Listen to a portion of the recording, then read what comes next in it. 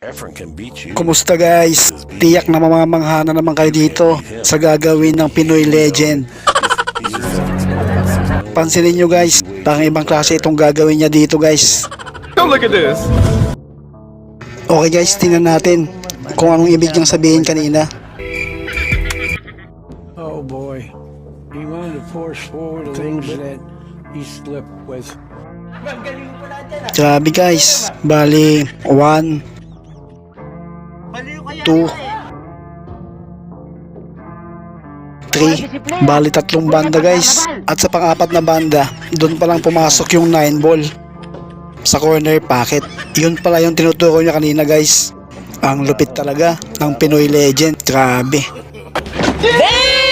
Another one. Ito pa guys, tingnan nyo dito yung 9 ball.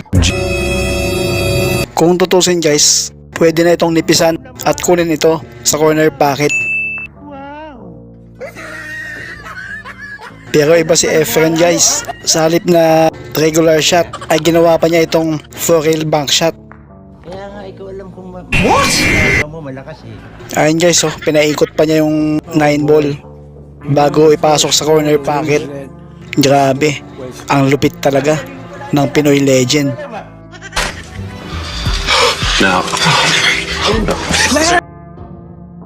Another one. Ito pa ang isa sa nakakabilib na tira ni Efren guys. 5 ball na yung pinapasok niya dito.